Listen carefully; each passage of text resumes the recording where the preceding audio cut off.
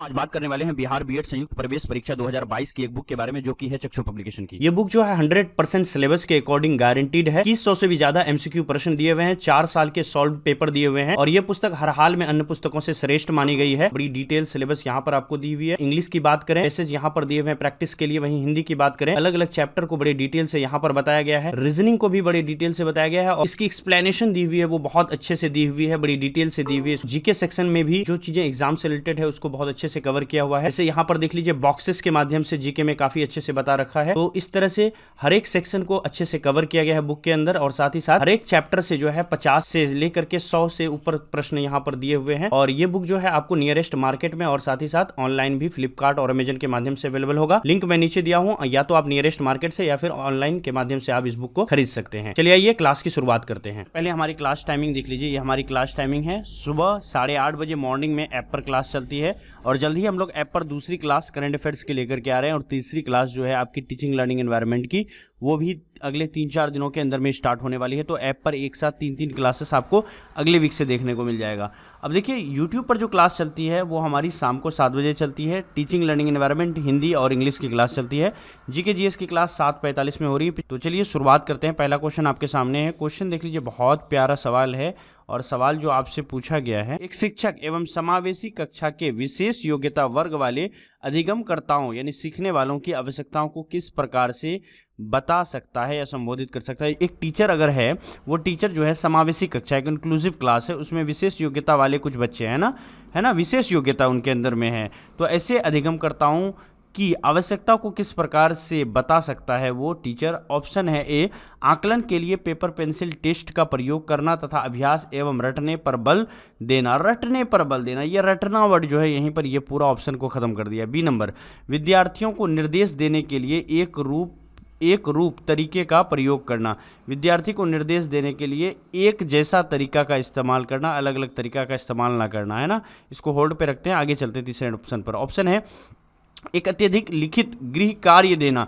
अत्यधिक लिखित, ये देखिए यह एक्सट्रीम वर्ड हो गया ना, अत्यधिक, है ना, अत्यधिक। तो ये क्या होगा, बिल्कुल भी नहीं होगा, हमको आगे पढ़ना ही नहीं है, बिल्कुल खत्म हो गया ये ऑप्शन यहीं पर कि अत्यधिक लिखित गृह कार्य, बहुत ज़्यादा लिखने के लिए देना तथा उत्तरों को अन्य प्रतिभाशाली विद्यार्थियों से नकल करने का दबाव डालना। तो ये दोनों लाइनें जो है ये काफ़ी गलत है, मिसलीडिंग है। तो अत्यधिक देख करके ही हमने इस ऑप्शन को यहाँ पर कट कर दिया। डी नंबर में आ जाते हैं। प्रत्येक विद्यार्थी के अधिगम के सशक्त पक्षों एवं कमजोरियों के विश्लेषण के आधार पर, यानी कमजोरी का और मजबूती का विश्लेषण करेंगे, उसके बाद विशिष्ट अधिगम उद्देश्यों को विकसित करेंगे आप, है ना।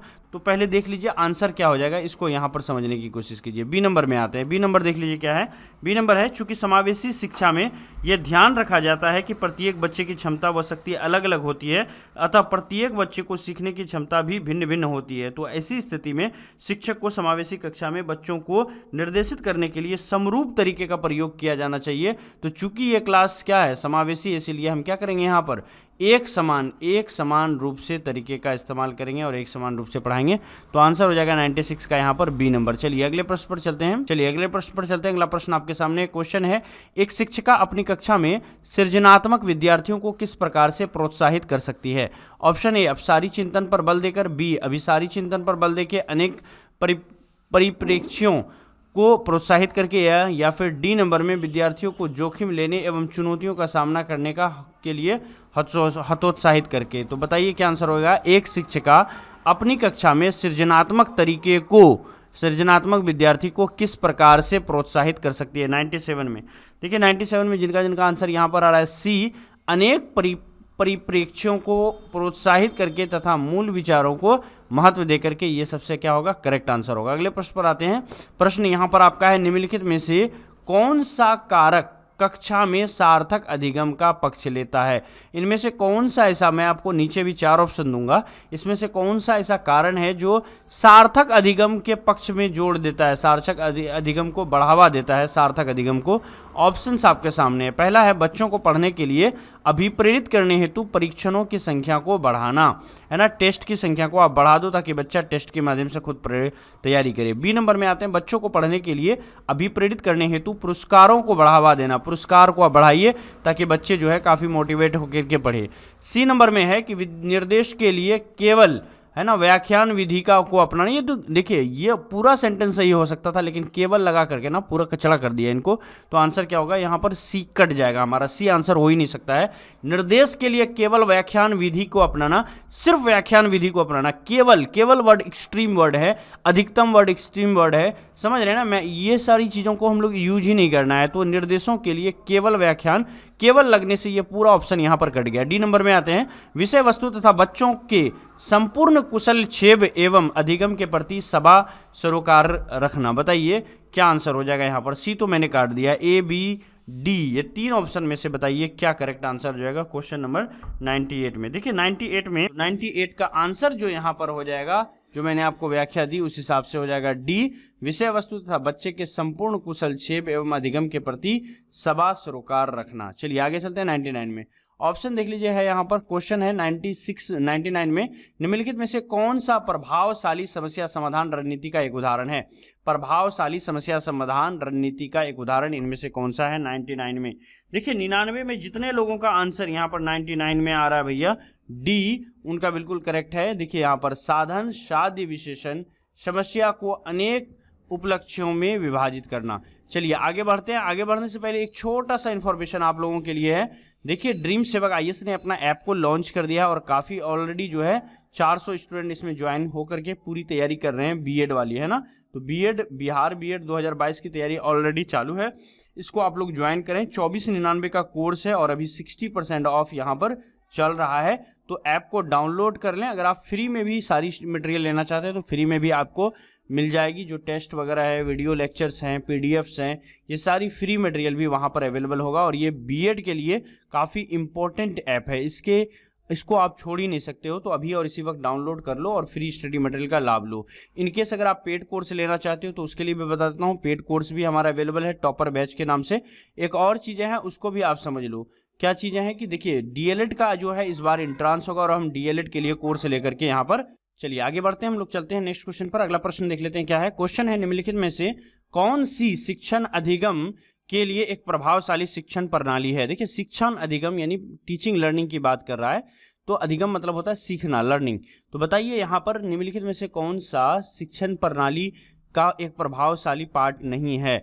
देखिए बच्चों को अंतर्दृष्टि के द्वारा अनुमान लगाने के लिए प्रोत्साहित करना, है ना, कि अंतर्दृष्टि से आप अनुमान लगाओ। बी, प्रयोग एवं परीक्षण द्वारा, संवाद एवं परिचर्चा के द्वारा दिए गए ज्ञान को दोहराने पर ध्यान केंद्रित करना। तो बताइए निम्नलिखित में से कौन सी शिक्षण अधिगम के लिए एक प्रभावशाली शिक्षण प्रणाली नहीं है। जल्दी से बताइए क्या आंसर हो जाएगा 100 में। देखिए 100 में यहाँ पर जितने लोगों का आंसर आ रहा है यहाँ पर डी उनका बिल्कुल करेक्ट है। दिए गए ज्ञान को दोहराने पर ध्यान केंद्रित करना, है ना, जो ध्यान दे दिया उसी को कह रहे हैं, बार बार इसको रिपीट करो, है ना, दोहराते रहो, रिवाइज करते रहो। तो ये हमारा क्या है, शिक्षण अधिगम के लिए एक प्रभावशाली शिक्षण प्रणाली नहीं है ना। चलिए आगे चलते हैं हम लोग नेक्स्ट क्वेश्चन पर। अगला प्रश्न देख लीजिए यहाँ पर है, एक बालक जो किसी एक विशेषता, है ना, विशेषता यानी लक्षण जैसे कि दूसिंचता, सामाजिकता में उच्च और निम्न है, बाद के वर्षों में भी इसी तरह का रहता है। यह कथन निम्न में से किसका है, किस महत्व को बल देता है, निम्न के महत्व को बल देता है। अनुवांशिकी का, वातावरण का, अनुवांशिक और वातावरण के, या फिर परिपक्वता का। बताइए क्या आंसर हो जाएगा 101 में। देखिए 101 में जिनका जिनका आंसर आ रहा है ए, अनुवांशिकी का, उनका बिल्कुल करेक्ट है। अगले प्रश्न पर आते हैं। क्वेश्चन है, विकास के पक्ष यानी क्षेत्र में, जैसे कि शारीरिक हो गया, संज्ञात्मक हो गया, सामाजिक हो गया, संवेगात्मक हो गया, इन सब में निम्नलिखित में से कौन सी प्रक्रिया से विकसित होते हैं। बताइए क्या आंसर हो जाएगा। देखिए 102 में ऑप्शंस आपके सामने हैं, मैं डायरेक्ट आंसर आपको बताऊंगा। 102 में जिनका जिनका आंसर आ रहा है डी, समग्रता और साकल्यता यानी संपूर्णता से, उनका बिल्कुल करेक्ट होगा। अगले प्रश्न पर आते हैं। सवाल देखिए, संवेद की प्रकृति में से कौन से कथन से सही रूप से प्रकट रूप में प्रकट होती है। 4 ऑप्शन आपके सामने 104 में, मैं डायरेक्ट आंसर पर जा रहा हूं। आंसर होगा डी नंबर, प्रत्येक संवेग के साथ एक भावना निहित रहती है। चलिए अगले प्रश्न पर आते हैं। अगला प्रश्न है, समस्या समाधान में निम्नलिखित में से कौन सा पद सम्मिलित नहीं है। समस्या समाधान में कौन सा पद सम्मिलित नहीं है। आंकड़ों का एकत्रित करना, ये तो समस्या समाधान का एक बहुत इंपॉर्टेंट पार्ट होता है। बी नंबर में परिकल्पनाओं का निर्माण करना। सी, सत्यापन एवं सामान्यीकरण, ये भी काफ़ी इंपॉर्टेंट है, आंकड़ों का सत्यापन होना चाहिए। डी नंबर में उद्दीपक के प्रति अनुक्रिया करना। चलिए जल्दी बताइए क्या आंसर हो जाएगा। 105 में कौन सा समस्या समाधान का पद नहीं है, कौन सा समस्या समाधान में सम्मिलित नहीं है? तो 105 का आंसर हो जाएगा डी नंबर में, उद्दीपक के प्रति अनुक्रिया। चलिए अगले प्रश्न पर आते हैं। अगला प्रश्न है यहाँ पर, गोलमैन निम्न में से किससे संबंधित है? गोलमैन किससे संबंधित है, जल्दी बता दीजिए। ऑप्शन ए यहाँ पर है सामाजिक बुद्धि, संवेगात्मक बुद्धि, अध्यात्मक बुद्धि या फिर सामान्य बुद्धि। गोलमैन किससे संबंधित है? 106 में देखिए गोलमैन की अगर यहाँ पर बात करें तो इनका पूरा नाम था डेनियल गोलमैन। क्या नाम था? यहाँ पर थोड़ी सी थ्योरी दे देता हूँ। इनका पूरा नाम था डेनियल गोलमैन। अच्छा, क्या काम इन्होंने किया था जो इतनी चर्चा में है, इसको भी समझ लीजिए। देखिए डेनियल गोलमैन की अगर बात करें तो ये जो डेनियल गोलमैन थे, है ना, ये संवेगात्मक वृद्धि का इसका सिद्धांत इन्होंने दिया था। और गोलमैन के इस सिद्धांत को अपनी किताब इमोशनल इंटेलिजेंस के माध्यम से पूरी दुनिया तक प्रचार प्रसार किया गया। स्वयं की एक दूसरे की भावनाओं अथवा संवेगों को समझने, व्यक्त करने के लिए नियंत्रित करने की जो योग्यता होती है, उसी योग्यता को संवेगात्मक बुद्धि कहते हैं। तो याद रखिएगा आंसर क्या हो जाएगा यहाँ पर 106 में, तो आंसर हो जाएगा बी, संवेगात्मक बुद्धि। तो गोलमैन निम्न में से किससे संबंधित है? तो आंसर है संवेगात्मक बुद्धि से संबंधित है। अगले प्रश्न पर आते हैं। स्टैनफोर्ड बिने परीक्षय का मापन करता है। कौन से परीक्षण का मापन करता है? यहाँ पर 4 ऑप्शन आपके सामने दिए हुए 107 में। आंसर हो जाएगा हमारा सी, बुद्धि का मापन करता है। चलिए अगले प्रश्न पर चलते हैं। अगला प्रश्न है यहाँ पर, निम्नलिखित में से कौन शेष से विभिन्न है? जल्दी से बताइए, निम्नलिखित में से कौन शेष से भिन्न है? 4 ऑप्शन आपके पास है 108 में। आंसर जो मैं यहाँ पर बताने के लिए जा रहा हूँ 108 में, वो आंसर होगा हमारा क्या? सी, ड्राइव रिडक्शन सिद्धांत से संबंधित है। चलिए अगले प्रश्न पर आते हैं। अगला प्रश्न है, अंतर्मुखी व्यक्तित्व एवं बाहरमुखी व्यक्तित्व का वर्गीकरण किसने किया था? ये किसने बांटा था कि अंतर्मुखी प्रतिभा होती है और बाहरमुखी प्रतिभा होती है? तो ये अंतर्मुखी व्यक्तित्व और बाह्यमुखी व्यक्तित्व के बारे में 109 में बता दो किसने कहा था। आंसर हो जाएगा क्या यहाँ पर?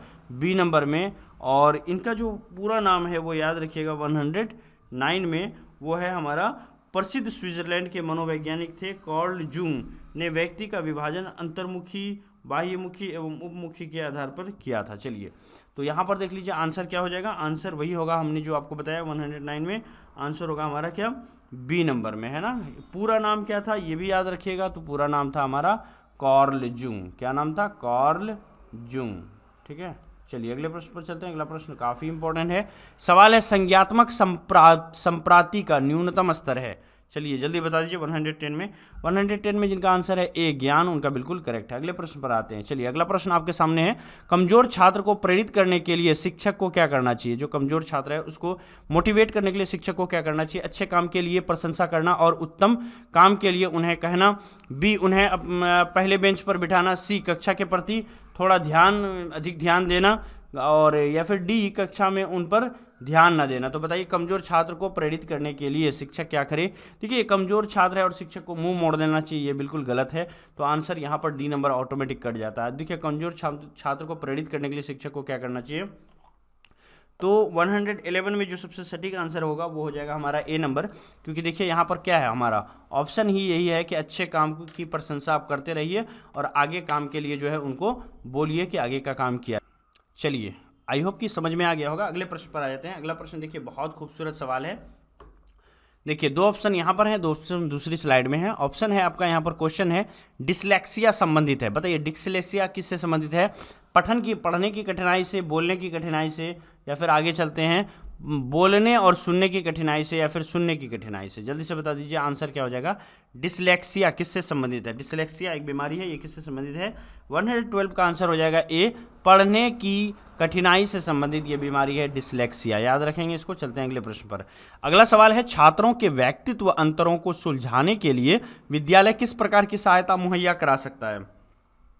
चलिए 4 ऑप्शन आपके पास दिया हुआ है, मैं ऑप्शंस को नहीं पढ़ूंगा। आंसर है हमारा क्या? बी नंबर यहाँ पर है, छात्र केंद्रित पाठ्य चर्चा अनुसृत करना और छात्र को बहुविधीय अधिगम सुविधाएं प्रदान करना। अगले प्रश्न पर आते हैं। सवाल देखिए 114 में, शिक्षण अधिगम यानी पढ़ाना और सीखना विद्यालय में व्यक्तिगत ध्यान महत्वपूर्ण है क्योंकि? चलिए जल्दी बता दीजिए 114 में। देखिए 114 में जिनका आंसर यहाँ पर आ रहा है, यहाँ पर देखिए बी नंबर भी आंसर है, सी भी है, डी भी है। तो बी जिनका आ रहा है, क्वेश्चन है यहाँ पर, आंसर है शिक्षक प्रशिक्षण कार्यक्रम इसे निर्धारित करते हैं। तो यहाँ पर देख लीजिए 14 का आंसर हो जाएगा बी नंबर। अगले प्रश्न पर चलते हैं। सृजनशील छात्र का गुण होता है, जल्दी बताइए सृजनशील छात्र का गुण कैसा होता है? तो आंसर हो जाएगा कि भैया चिंताग्रस्त होता है वो छात्र। अगले प्रश्न पर आते हैं। सवाल है कि क्रिया प्रसूत अनुकूलन सिद्धांत का प्रतिपादन किसने किया था? तो 4 ऑप्शन यहां पर दिए हुए 116 में। आंसर हो जाएगा हमारा, किसने किया था भैया? स्किनर ने किया था, याद रखना। अगले प्रश्न पर आते हैं। सवाल है मानसिक आयु का प्रत्यय दिया था, मानसिक आयु का प्रत्यय किसने दिया था? मानसिक आयु का प्रत्यय किसने दिया था? बीने, साइमन ने, स्टर्न ने, टर्मन ने या फिर सिरिल बर्ट ने? जल्दी बताइए मानसिक आयु का प्रत्यय किसने दिया था? चलिए देख लीजिए यहाँ पर 118 में जिन भाई बंधुओं का आंसर आ रहा है ए, बीने, साइमन, उनका बिल्कुल करेक्ट है। अगले प्रश्न पर आते हैं। निम्नलिखित में से कौन सा सीखने का नियम होता है? सीखने का नियम इनमें से कौन सा होता है? 119 में जिनका आंसर आ रहा है यहाँ पर बी नंबर, तनाव का नियम, उनका बिल्कुल करेक्ट होगा। अगले प्रश्न पर आते हैं। सवाल देखिए, पियाजे मुख्य रूप से किसके अध्ययन के लिए जाने जाते हैं? चलिए जल्दी बताइए क्या आंसर होगा? 120 में 120 का आंसर हो जाएगा यहाँ पर सी नंबर। तो जिन भाई बंधुओं का आंसर आ रहा है सी नंबर, उनका बिल्कुल करेक्ट है। जो पियाजे होता है ना, वो मुख्य रूप से किसके अध्ययन के लिए जाना जाता है? तो संज्ञात्मक विकास के अध्ययन के लिए जाना जाता है। तो इस तरह से जो भी मोस्ट इंपॉर्टेंट क्वेश्चंस थे आज के, वो सारे क्वेश्चंस को आपके सामने लेकर आया हूँ। ड्रीम सेवक आईएएस हर एक प्लेटफॉर्म पर अवेलेबल है। आप फेसबुक, इंस्टाग्राम, ट्विटर, है ना, यूट्यूब, टेलीग्राम, हर जगह आप सर्च करोगे ड्रीम सेवक आईएएस, वो आपको यहाँ पर मिल जाएगा, है ना। तो आई होप कि आपको आज का क्लास अच्छा लगा होगा। काफ़ी फास्ट में क्वेश्चंस आपको करवाया मैंने यहाँ पर। चलिए, तो ये हमारा ऐप है ड्रीम सेवक आईएएस का। अगर आप इसको डाउनलोड करना चाहते हैं तो अभी और इसी वक्त डाउनलोड कर लें। Thank you so much, bye bye. मिलते हैं फिर नेक्स्ट वीडियो में, बाय बाय।